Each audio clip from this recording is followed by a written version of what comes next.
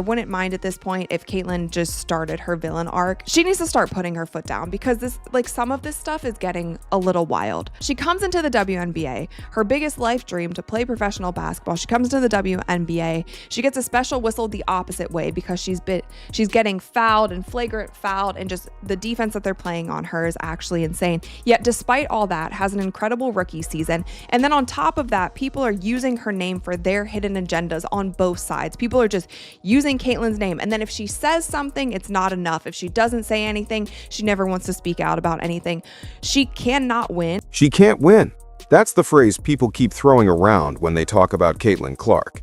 And maybe in a way, they're right, because no matter what she does, somebody's waiting to tear her down. Stay quiet, she's too passive. Speak up, she's causing drama. Every move she makes becomes a headline. Every word she says becomes a debate. But recently, something changed. After months of silence, months of letting the noise swirl around her, Caitlin Clark finally decided she'd had enough. And when she spoke, she didn't hold back. Her words weren't just another interview soundbite. They were a message aimed straight at the top of the WNBA, at Commissioner Cathy Engelbert herself. What just happened isn't your typical sports controversy. It's not about a bad call or a heated post-game quote. It's about power, influence, control. For years, the WNBA has been desperate for a breakout superstar, someone who could bring new fans, sell out arenas, and force the world to finally pay attention. And they got that in Caitlin Clark. But what happens when the same system that built her starts to feel threatened by her? What happens when the league's biggest name decides she's done playing nice? This is the moment everything flipped.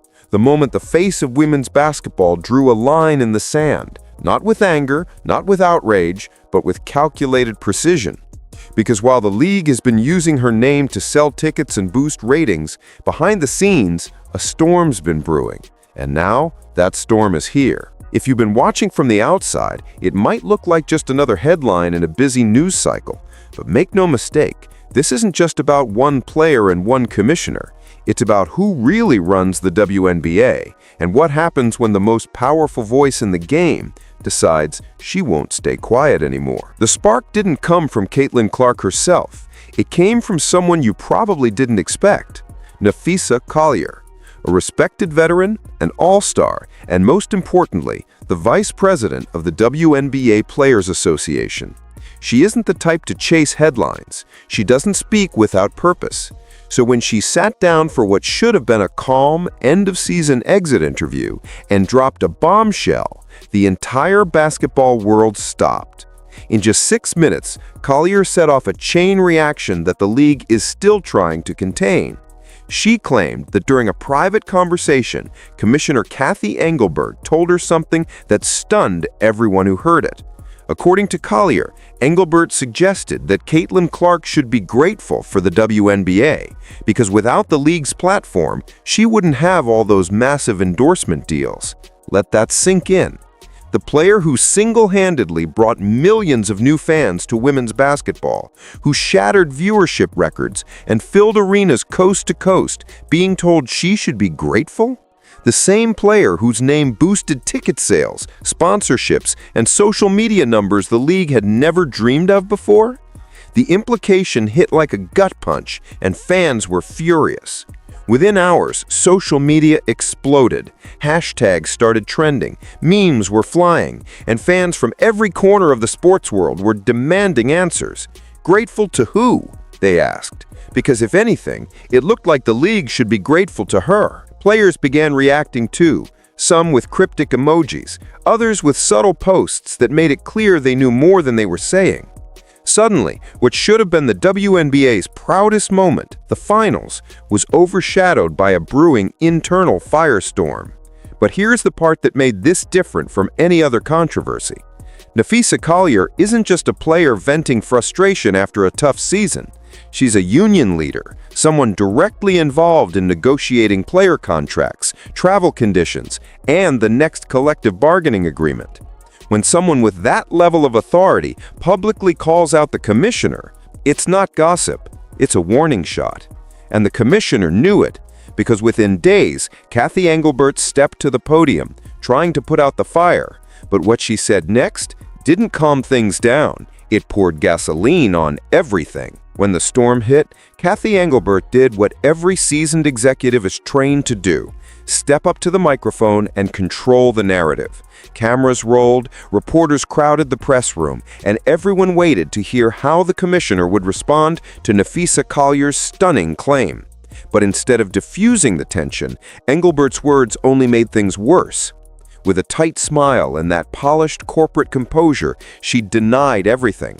"Obviously, I did not make those comments," she said. Her tone was calm, rehearsed, measured, the kind of delivery meant to project authority.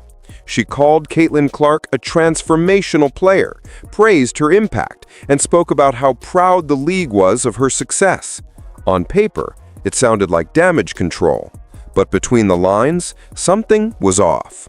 Because while Engelbert praised Caitlin publicly, she also made sure to label Collier's account as inaccurate. And in doing so, she crossed a line that can't be easily uncrossed. She didn't just deny the story, she discredited a player who represents every woman in that league. She effectively stood at a podium on national television and implied that the vice president of the Players Association had lied. That's not a misunderstanding. That's a declaration of war. And everyone watching could feel it. The air in the room was heavy, the tension sharp. Reporters didn't push back right away. They didn't have to. The clip spoke for itself. The internet quickly did what it always does, dissected every second, every word, every pause. Fans noticed how Engelbert dodged direct questions, how she shifted focus to celebrating the finals, and how she never explained why Napheesa would invent such a specific accusation in the first place. It was the kind of response that doesn't settle an issue, it exposes it. And that's exactly what happened next, because instead of smoothing things over, Engelbert's denial fractured what little trust remained between the players and the league office. Behind the scenes, frustration boiled over. Players started talking, not in press releases or formal statements, but in interviews, podcasts, and quiet but cutting posts that made their feelings crystal clear. The league's leadership had officially lost the locker room. But that was only the beginning, because when players started speaking out, they didn't hold back. And what they said next didn't just challenge the commissioner, it revealed just how deep the cracks in the WNBA's foundation had really become. When the commissioner's press conference ended, the silence didn't last long. Within hours, the players, the very heart of the league, started speaking out. But not through polished statements or PR-approved tweets. Their words came raw, unfiltered, and heavy with frustration. It wasn't just what they said, it was how they said it. The tone was different this time. Tired, angry, done pretending. One player said what so many had been thinking for months. Every time she talks, we feel the same thing. No one cares. No spin, no coded language, just brutal honesty. And that one clip summed up what the players had been holding in. They're tired of leadership that talks about progress but doesn't live it. Tired of hearing the same "we value our players" line every time something goes wrong. Tired of decisions being made behind closed doors while they're expected to smile for the cameras. The WNBA has always been marketed as a player-driven league, but in that moment, it became clear the players didn't feel like they were driving anything. And what made this backlash so powerful wasn't the anger itself, it was the unity. For once, veterans and rookies, role players and stars were echoing the same message. Enough is enough. And at the center of it all was Caitlin Clark, silent, watching, because for months, she'd been the lightning rod for everything. Every controversial foul, every debate about favoritism or privilege, every headline somehow came back to her. And through it all, she stayed quiet, professional, focused. She refused to take sides, refused to add fuel to a fire that was already raging. But silence only works for so long, especially when your name keeps getting used in battles you didn't start, especially when the commissioner herself is accused of using you as an example in a private conversation that's now blowing up the league. Players were choosing sides. Fans were taking sides. The tension was unbearable, and everyone wanted to know one thing. Where did Caitlin Clark stand?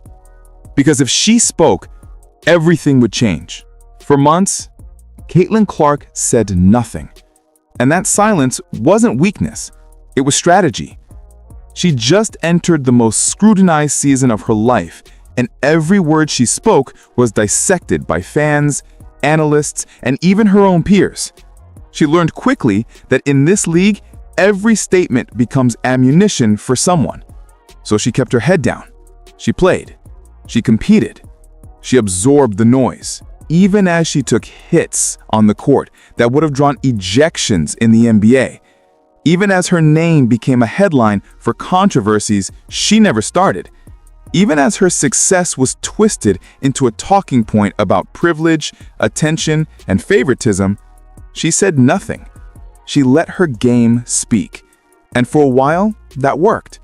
Because in a league desperate for growth, Caitlin Clark's presence was a gold rush. Every arena she entered sold out. Every broadcast shattered ratings records. Every time she stepped on the court, the WNBA reached an audience it had never reached before. But the silence had its limits, because no matter how much she focused on basketball, the politics of the league kept pulling her name back into the spotlight. And when Napheesa Collier, one of the most respected players in the game, went public with her accusation against the commissioner, it was impossible for Caitlin to stay out of it. The moment reporters asked her about it, the entire room went still. You could feel it.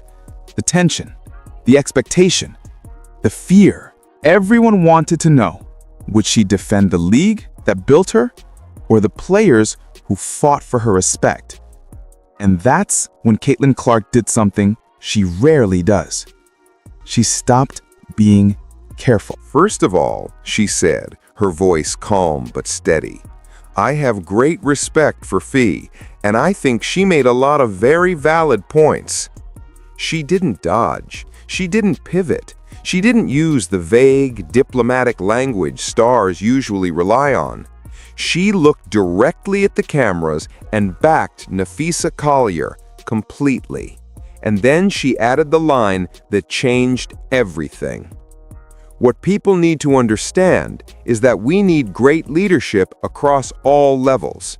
This is the most important moment in this league's history, and we have to capitalize on it. That was it. One sentence, and the entire balance of power in the WNBA shifted. Because make no mistake, that wasn't a throwaway comment. That was a message, crafted carefully but delivered with precision. It wasn't just about Napheesa's claim and Engelbert's denial. It was about something deeper. Caitlin Clark was calling out leadership itself, not by name, but by implication. When she said, "We need great leadership," everyone knew exactly who she was talking about. And here's why it mattered so much. Caitlin Clark isn't just another player. She is the WNBA's growth strategy. Every sponsor meeting, every commercial pitch, every broadcast highlight reel starts and ends with her image. She's not just the league's most famous athlete, she's its economic engine. When she speaks, networks listen, brands listen, fans listen. And that's what made her statement so devastating. Because for the first time, the league's most valuable voice publicly aligned itself against its highest authority. She didn't shout, she didn't accuse, she didn't grandstand. She just calmly, deliberately said that Napheesa was right and that leadership needed to do better. And in the world of professional sports, where optics are everything, that's more powerful than any angry rant could ever be. The reaction was instant. You could feel it ripple across social media. Comment sections exploded. Headlines popped up within minutes. Caitlin Clark backs Collier. Clark calls for leadership. The face of the league takes a stand. Analysts started debating whether she had just triggered a full-on power struggle inside the WNBA. And make no mistake, she had, because this wasn't just a player expressing an opinion. It was the league's biggest star subtly drawing a line in the sand, choosing players over management, authenticity over PR. What made it even more powerful was her tone. Caitlin wasn't emotional. She wasn't lashing out. She sounded like someone who had been watching, waiting, and thinking, and finally decided enough was enough. There was conviction in her words, but also control. She didn't need to raise her voice. She just needed to be clear. And in that clarity, everyone heard the same thing. This league needs change. Inside the WNBA offices, you can imagine the panic. PR teams drafting statements, advisors scrambling to spin her comment as taken out of context. But there's no spin strong enough to undo what just happened. Because Caitlin Clark didn't just make a comment, she made a choice. For months, she'd been the centerpiece of the league's marketing. Every billboard, every commercial, every promo centered around her image. She was the brand. But now, that same brand, the one they built everything around, was questioning their leadership in public. That's the kind of shift that doesn't just hurt optics, it changes the direction of an entire organization. And here's the real irony. The WNBA had been using her name to sell the story of unity and progress. But when she finally used that name to demand accountability, suddenly that story started to crack. Because no matter how much the league wanted to pretend everything was fine, Caitlin Clark had just exposed what everyone inside already knew, that something very wrong was at the top. Her words weren't dramatic, they didn't need to be. They were measured, grounded, and impossible to ignore. And that's what made them so dangerous. Because when the face of your league starts hinting that leadership is failing, you can't PR your way out of it. That single moment marked the turning point, the quiet explosion that changed the WNBA forever. And what came next made it clear that the damage was already spreading far beyond the locker room. The moment Caitlin Clark's words hit the internet, everything changed. It wasn't just a quote anymore. It was a signal. The kind of signal that says something big is breaking and there's no going back. Within minutes, the clip spread like wildfire. Comment sections filled with disbelief. Fans who had never agreed on anything, not about fouls, not about favoritism, not even about Caitlin herself, suddenly found common ground. They were united, not in celebration, but in frustration. Because when the most popular player in women's basketball says the league needs great leadership, you don't need a translation.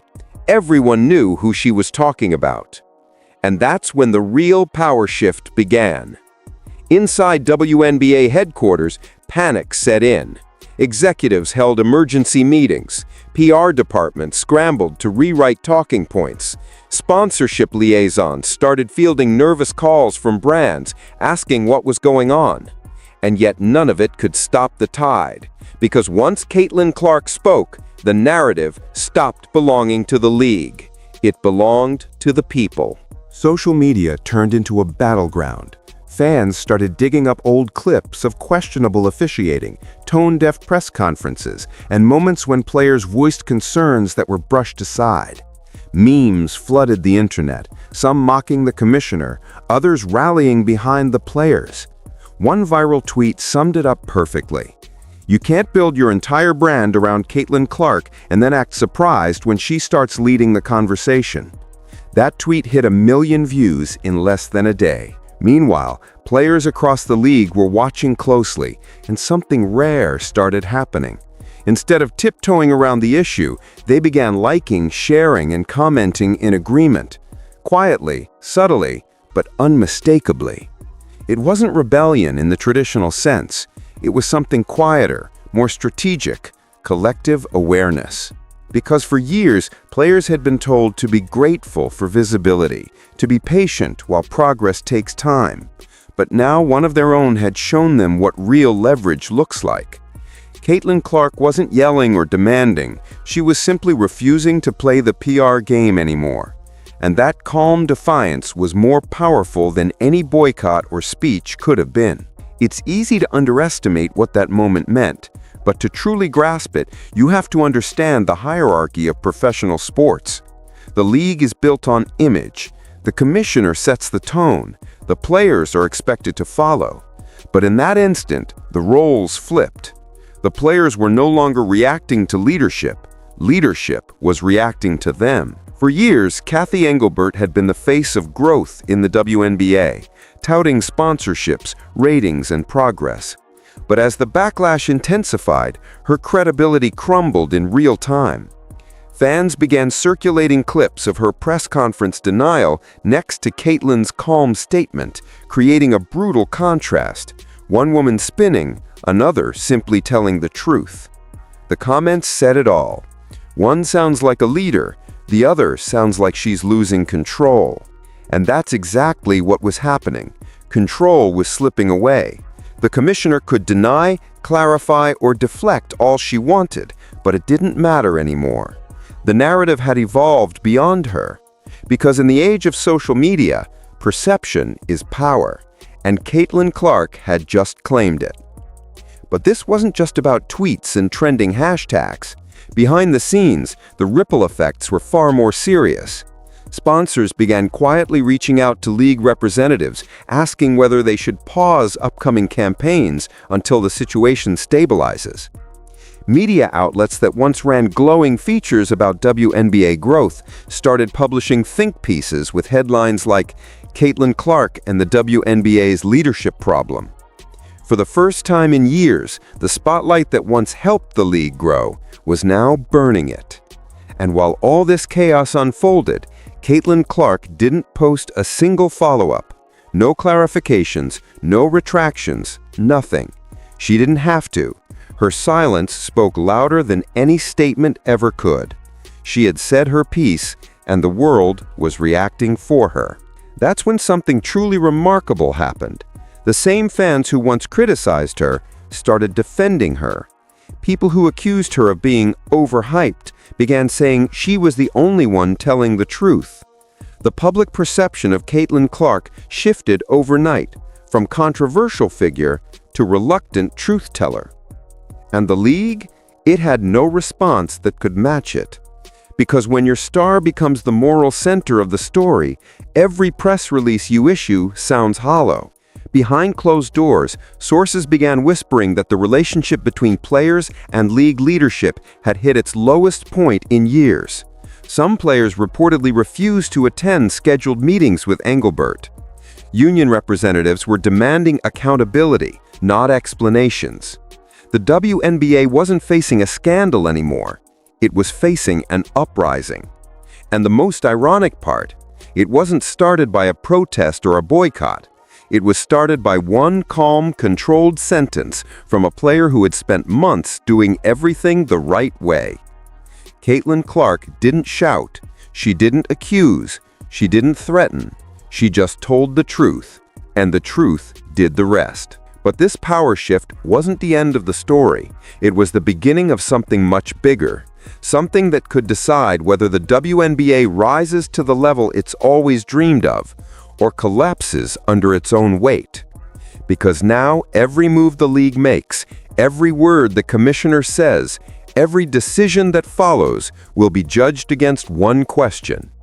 Is this the leadership Caitlin Clark was talking about? And if the answer is no, then the fallout we've seen so far is only the start.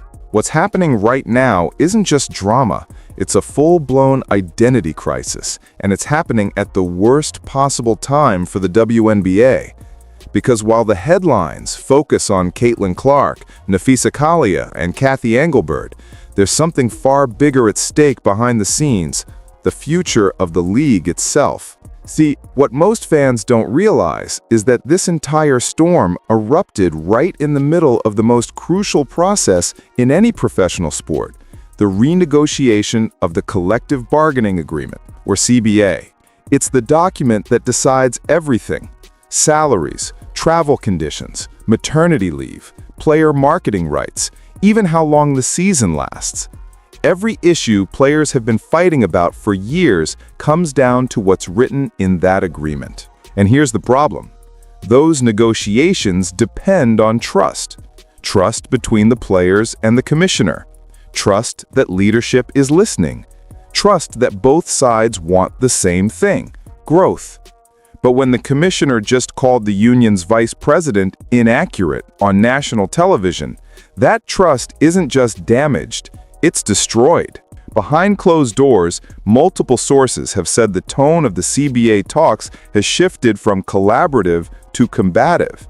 The union feels dismissed, the leadership feels cornered, and when both sides dig in, the risk isn't just tension, it's collapse.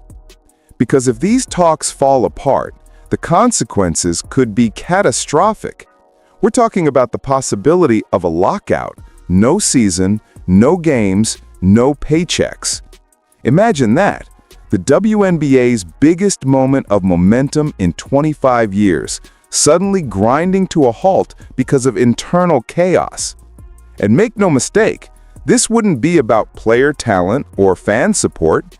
The league has never been more popular. The numbers prove it. Attendance records have been shattered. TV ratings are up. Merchandise sales are through the roof. The world is finally watching. But instead of celebrating, the WNBA's leadership is fighting its own players on live television.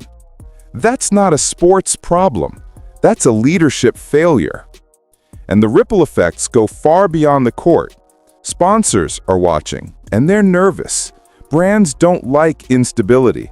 They like polished narratives, unity, and growth stories. When that narrative turns into headlines about internal warfare and leadership denial, those sponsorship dollars start to hesitate. Networks that just paid big money for broadcast rights are quietly asking, is the league stable? Because if the product becomes unpredictable, they'll look elsewhere. In other words, the WNBA's biggest strength, its new attention, is also its biggest vulnerability. Visibility cuts both ways. When the world wasn't watching, internal tension could stay quiet. But now, every mistake, every denial, every power struggle plays out in front of millions. And there's another layer to all of this: the NBA. The WNBA technically operates under the NBA's umbrella. Adam Silver may not intervene in every issue, but make no mistake, this situation is on his radar. Because if the Women's League collapses under a leadership crisis while it's finally turning profitable, that failure reflects on him too. And the pressure is mounting. There are already whispers, quiet ones but growing louder every day, that Silver might have to step in. Some insiders believe he's already been briefed on contingency plans in case negotiations completely fall apart. If that happens, the WNBA could face something it's never experienced before: a forced leadership change at the top. And for many players, that might not be a bad thing. Because this isn't about one quote or one misunderstanding. It's about years of buildup, years of being told to be patient while seeing little change, years of knowing that the women selling out arenas still fly commercial while their male counterparts travel on private jets, years of being told it's coming while waiting for it to actually come. Caitlin Clark's statement was the match that lit the fuse, but the fuel had been there all along. Every underpaid veteran, every overworked rookie, every player who's been told you should be grateful instead of you deserve better. That's what this is really about. And the irony? The WNBA is finally sitting on a golden opportunity, one it's fought for decades to earn. Public interest is high. New fans are flooding in. Young girls are wearing player jerseys to school. For the first time, the league has mainstream momentum. But instead of capitalizing on that energy, it's risking it all with infighting and denial. If the people in charge can't recognize that, they could lose everything they've worked for. Because history has shown this over and over again. When leadership fails to evolve, the game moves on without them. And that's what we're seeing now. The WNBA is at a crossroads. On one side, a new generation of players, bold, outspoken, unafraid to demand respect. On the other, a leadership team clinging to control, terrified of losing the narrative. The question isn't whether the league will survive this, it's who will be in charge when the dust settles. Because if this continues to spiral, the WNBA won't just face backlash, it could face restructuring. And if that happens, this won't just be remembered as a controversy, it'll be remembered as the moment the old WNBA ended and something completely new began. And at the center of it all stands Caitlin Clark, the player who didn't start the war, but might just finish it. The WNBA has seen controversy before, but never like this. Because this isn't just about one quote, one player, or one press conference gone wrong. This is about a system being forced to face itself. For decades, women's basketball has fought for attention, respect, and recognition. It's battled stereotypes, limited funding, and corporate indifference, all while producing some of the most talented athletes in the world. And finally, after years of climbing, the league reached a turning point. The spotlight was on. The audience was listening. The opportunity was there. But now, the very moment that was supposed to be the WNBA's golden age is teetering on the edge of chaos. Because power, once given, never stays quiet for long. And the league that spent months promoting Caitlin Clark as its savior just discovered what happens when a savior refuses to be silent. Caitlin didn't come into this league trying to start a revolution. She came in to play basketball. But sometimes, leadership finds you. Not because you want it, but because the world around you demands it. And that's exactly what's happening here. When she said, "We need great leadership across all levels," she wasn't making a PR comment. She was issuing a challenge, not just to the commissioner, but to everyone in the system who's gotten too comfortable with the way things are. And that's what makes this moment so dangerous and so powerful. Because if history has taught us anything, it's that change never starts politely. It starts when someone finally refuses to play along. Caitlin Clark didn't raise her voice, but she raised the stakes. She reminded everyone that this league doesn't exist because of corporate strategy. It exists because of the women who built it, who bleed for it, who keep showing up even when the system lets them down. The WNBA stands at a crossroads right now, one path paved with potential, the other with pride. On one side, there's growth, unity, and evolution. On the other, there's denial, division, and the slow death of opportunity. Which direction it takes depends entirely on who's willing to lead and who's willing to listen. And maybe that's why Caitlin's statement hit so hard. Because it wasn't just about leadership at the top, it was about leadership everywhere. It was about accountability. It was about demanding more when the world keeps telling you to be grateful for less. Right now, every decision being made inside the WNBA, every meeting, every headline and whisper about the commissioner's future is happening under one unspoken truth. Caitlin Clark has changed the balance of power.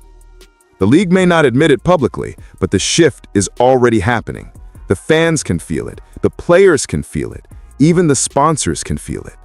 And whether the league likes it or not, there's no going back. Because once a player becomes bigger than the system that created her, the system has two choices: evolve or collapse. Caitlin Clark isn't just a star anymore. She's a symbol, a reminder that progress doesn't come from silence, and respect isn't something you're given, it's something you demand. And right now, she's demanding it, not just for herself, but for every woman who's ever been told to stay quiet, be patient, and be grateful. So as the WNBA stares down its most important season yet, the question isn't whether the league can survive this. The real question is, who will it become when it does? Because the next few months will define everything: the leadership, the culture, and the future of women's basketball. And when the dust settles, one truth will remain. Caitlin Clark didn't create this storm. She revealed it. And now everyone, from the commissioner to the fans, has to decide which side of history they want to stand on. If you've been following this story, you already know this isn't over. The negotiations are still happening, the power struggle is still building, and Caitlin Clark, she's not backing down. This is only the beginning.